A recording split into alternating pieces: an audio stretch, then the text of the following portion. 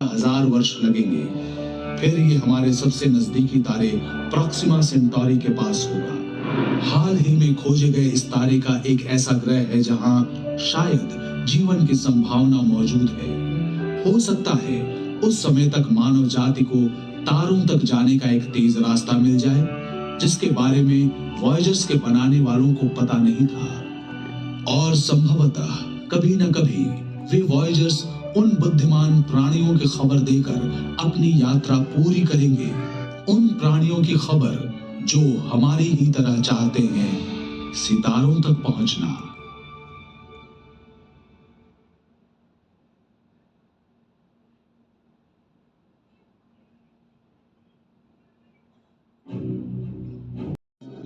सौर मंडल के सभी बाहरी ग्रहों की सीधी रेखा में होने की दुर्लभ स्थिति, जिससे वॉयजर्स की आगे की यात्रा सार्थक हो पाई। उनका अगला गंतव्य था रहस्यमय सुंदर ग्रह, जिसने सदियों से खगोलविदों को प्रेरित किया। ये अब केवल कुछ करोड़ किलोमीटर दूर था। इस दूरी को तय करने में 1 साल 8 महीने का समय लगा।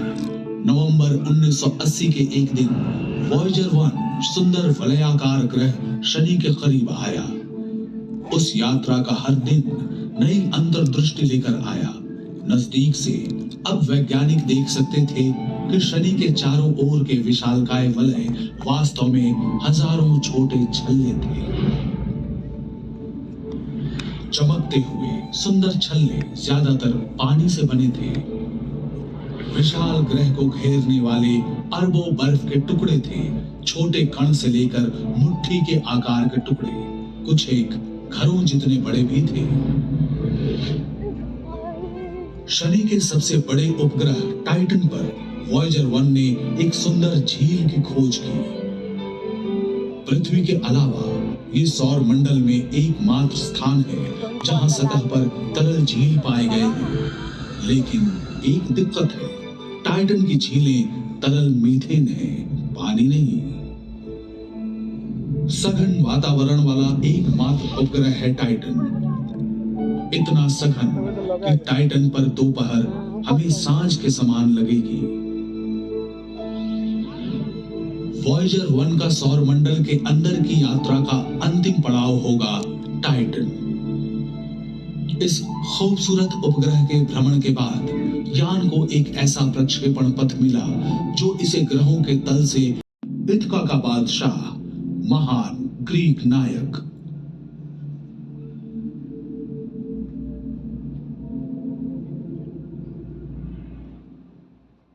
शनि ग्रह के भ्रमण के अंत में वॉयजर 2 ने ग्रह के अत्यधिक गुरुत्वाकर्षण बल का उपयोग करके गति प्राप्त की और अपने अगले गंतव्य की ओर बढ़ चला, जो था रहस्यमय बर्फीला विशाल यूरेनस।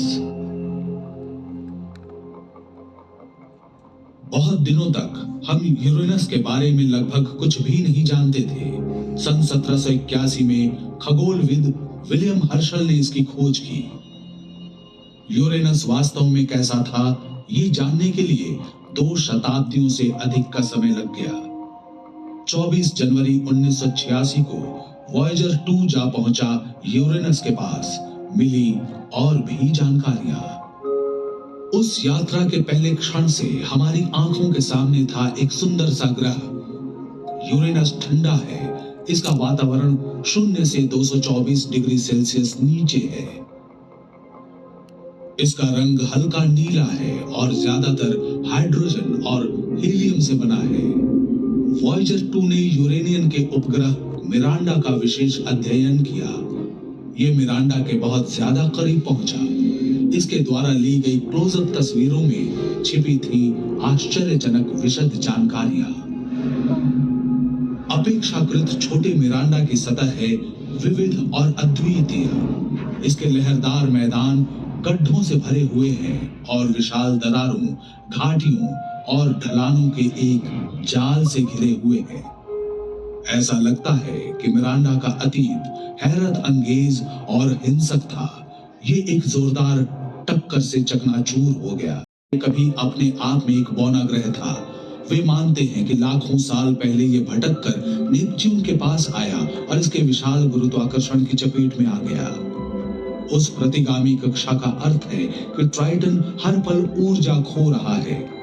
जल्दी हो या देर से ये नष्ट हो जाएगा। ट्राइटन के टुकड़े संभवतः नेपच्यून के चारों ओर छल्ले की एक प्रणाली बनाएंगे जो कि शनि की तुलना में अधिक और साफ दिखने वाले होंगे।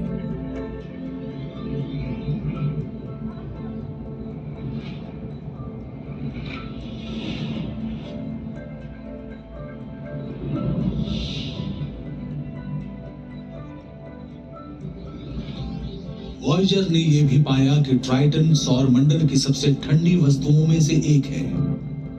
इसकी सतह का तापमान 0 से 235 डिग्री सेल्सियस नीचे चला जाता है। ट्राइटन के दक्षिणी ध्रुव के पास कुंड से निकले झरनों की एक श्रृंखला देख वैज्ञानिक हैरान रह गए, जो सतह की बर्फ की दरारों में से नाइट्रोजन और धूल उगलती है। इसे क्रायोवोल्केनिक गतिविधि कहा गया। धुएं के गुबार इतने शक्तिशाली होते हैं कि वे सतह से 8 किलोमीटर ऊपर तक पहुंच सकते हैं। इस सौर मंडल से होते हुए वॉयेजर 2 की यात्रा के अंतिम पड़ाव थे नेपच्यून और उसके उपग्रह। अब ये भी अपने जुड़वां यान की तरह सूर्य और ग्रहों के हमारे सौर मंडल के बाहर जा रहा था।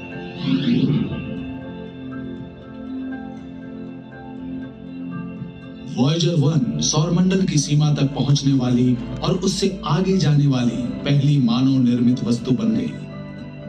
अगस्त 2012 में घटी थी यह घटना। वॉयेजर 2 भी पीछे नहीं है। अब दोनों अंतरिक्ष यान हमारे बोर्ड उपकरण धीरे धीरे बंद हो रहे हैं। बिल्कुल अंतिम समय में 2025 और 2030 के बीच उनकी यात्रा शुरू होने के आधी सदी के बाद नासा हमेशा के लिए वॉयेजर से संपर्क खो देगा। लेकिन इसके आगे क्या हो सकता है? भले ही वॉयेजर डेटा को पृथ्वी पर वापस नहीं भेज सकते हैं, लेकिन 2 यात्री अपने सफर को जारी रखेंगे। हमारे सूर्य से दूर और दूर चलते चले जाएंगे। लाखों अरबों साल बीत जाएंगे। मानव जाति का सफर बहुत दूर जा पहुंचेगा, यहां तक कि हमारा अपना सूर्य भी अंततः एक विशाल लाल पिंड बन जाएगा। फिर भी कहीं दूर हमारे सौरमंडल की सबसे दूर की सीमाओं से परे 2 मानव निर्मित अंतरिक्ष यान अपने साथ एक छोटा सा संदेशा ले जा रहे होंगे कि हम कौन हैं और हम कौन थे। किसी दिन वॉयेजर एकमात्र सबूत हो सकते हैं हमारी मानव सभ्यता के अस्तित्व का। वॉयेजर 1 और वॉयेजर 2 दोनों में ही मौजूद है एक प्रकार का टाइम कैप्सूल, जिसमें एक सोने की परत वाली तांबे की डिस्क और स्टाइलस है, जिसकी मदद से डिस्क के खांचों में एनकोडेड ध्वनियों को सुना जा सकता है। कवर पर लिखे निर्देश बताते हैं कि रिकॉर्ड प्लेयर कैसे बनाया जाता है। जो ऐसा कर पाएगा वो 55 भाषाओं में हमारा अभिवादन सुनेगा और मोत्सार्ट, चक बेरी, बाख, लुई आर्मस्ट्रॉन्ग, एक जॉर्जियाई समूह गान, न्यू गिनी के अनुष्ठान गीत, प्रकृति की आवाज और पक्षियों का चहचहाना सुन पाएगा।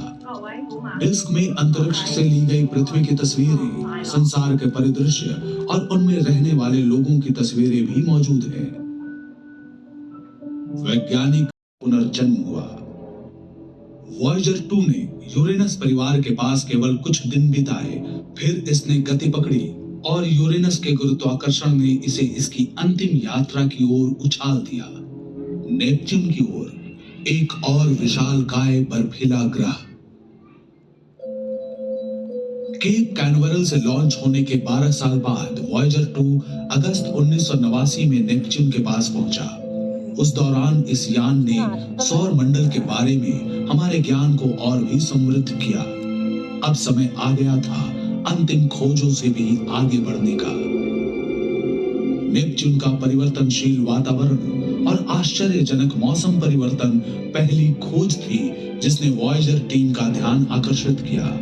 गहरे अंतरिक्ष की अत्यधिक ठंड में नेपच्यून के उग्र मौसम को बढ़ावा देने वाली ऊर्जा की उम्मीद शोधकर्ताओं को नहीं थी।